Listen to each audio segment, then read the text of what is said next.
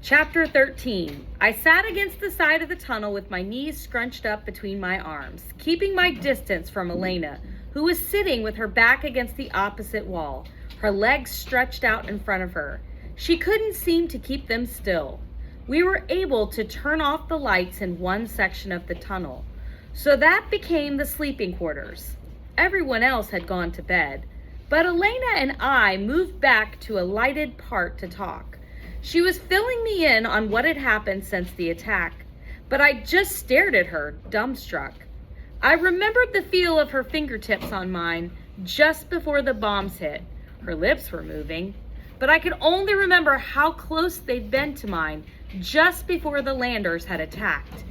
It had only been 3 days, but she was so different in every possible way. She had shaved half of her head. Most of it had burned off in the attack. "I just finished it off," she said. "I'm not sure how much will grow back, if any." There were wounds on her face. When the bullets started flying, I was hit more by the shrapnel than the bullets. "So you were able to get up after the first bomb hit us?" She nodded. "I was on the playground when another bomb went off. I woke up covered in rubble. By some miracle, the metal from the swing set had created a kind of roof over me. I was pinned, but not crushed. I could breathe and I could see. I could also hear that the shooting had ended. I stayed as still as possible until I saw a chance to escape." Escape? It wasn't really an escape in the end. They kind of all left, and I got up and made my way down here. I'd seen your dad grab you and head for the roof, so I figured that's where everyone went. Everyone who wasn't killed. I swallowed the lump in my throat. "Did you see him die?" Elena shook her head. They'd all retreated to the middle of the field, trying to draw the fire away from the core scraper. I was running to help them, or die with them, when the second bomb knocked me out. We were silent for a long time. I stared at Elena while she rubbed her legs and stared at the ground. She lifted her head and looked straight into my eyes. "Then, after what did you want us to call them, oh fearless leader? Landers?" I nodded. She rolled her eyes. "After the landers left, I snuck back into the core scraper through a crack in the roof. There were plenty of those. I grabbed some supplies from my apartment, changed, and hailed the elevator. To be honest, I was totally surprised that the elevator worked. So was I.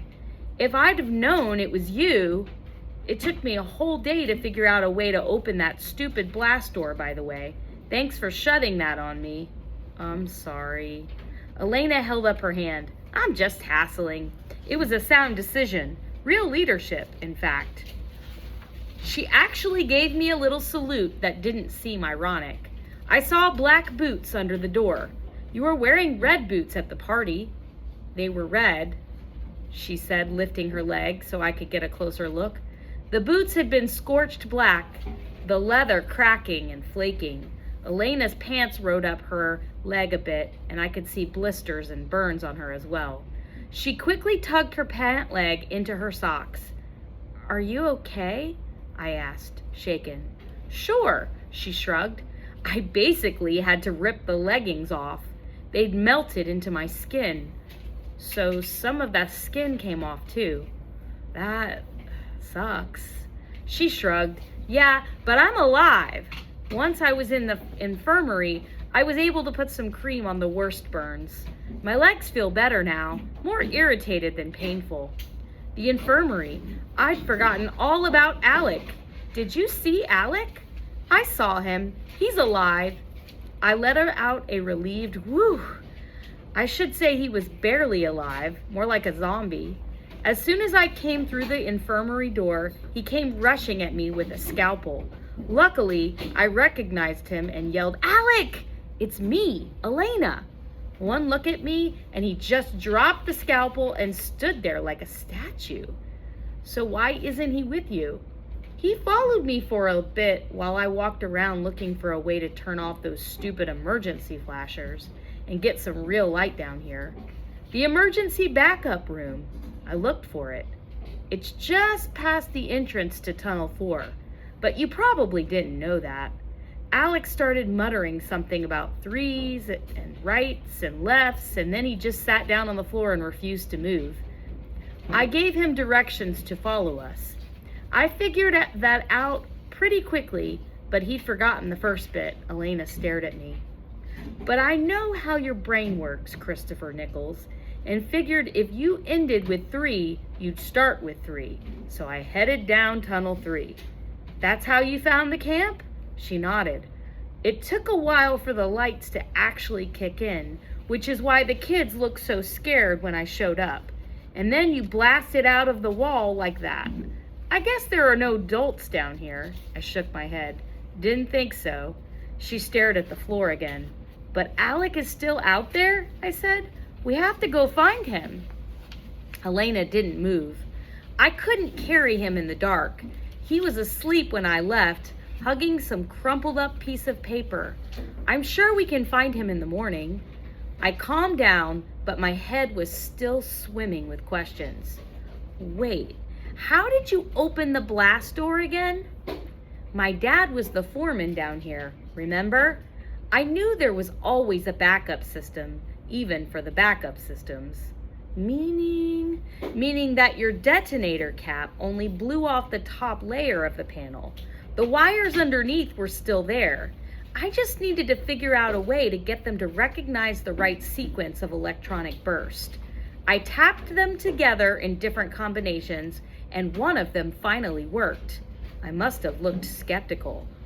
What, you think you're the only genius here? She smiled, a real smile, and for a moment I saw the old Elena. I smiled too. I looked for you right after the bombs hit, I said. She closed her eyes. The smile vanished. Idiot, I said to myself. It was chaos up there. I was in a crater after the first bomb, then running through the black smoke, then under the pile of rubble. There was probably no way you'd have seen me. The landers didn't. Thank goodness. She paused and gave me a deep sigh. They just marched straight at the field, firing at everything that moved or didn't. I saw it too.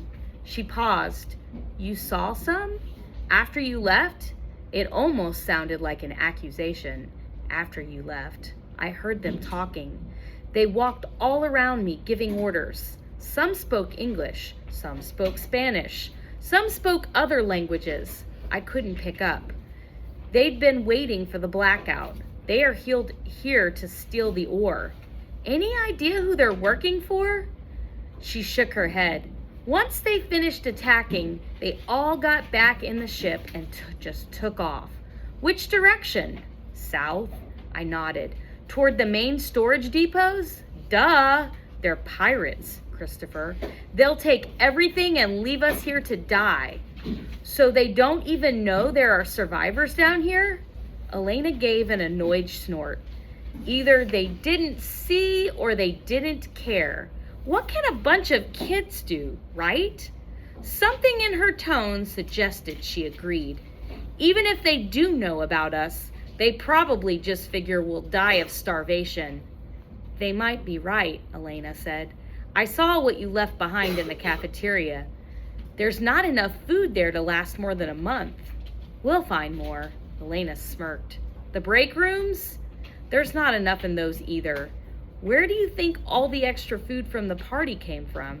And how long do you think all those vegetables and stuff will last before they go bad even in a refrigerator? I had actually thought of that, but it was not a cheery thought, so I changed the subject. Just one ship. Elena threw up her hands. Yes, one ship. One big ship. One big enough to carry them and their weapons. So they all left, I said, thinking out loud, which means we can go back into the core scraper for more salvage to help us survive. She stood up suddenly and glared at me. Her voice was trembling. Survival? That's your big plan? Survive? That's what we do? What we need to... She cut me off. Her eyes were blazing. We need to fight! That's what you should be working out, a battle plan. How do we fight those stupid landers? How do we kill them? Elena was now standing over me, her fist clenched so tightly her fingers were turning white. Her rage took me off guard. I stayed on the floor and looked straight ahead, avoiding her eyes. We can't fight them, Christopher. They killed our parents. They killed our friends. They killed children. I said nothing. We have to fight. I tried to sound as calm as possible. We are kids, not soldiers. Fighting the landers will guarantee we all die. This is a war. She punctuated each word with a poke of her finger. I shook my head. No, it's not. What we have here now is a different kind of mission. She snorted. You really are the same kid, the great mission and all that garbage. How's that working out for us? I ignored the jab. My father made me promise that I'd protect them. He made me promise to be a leader. You want to be a leader? Give those kids something to fight for.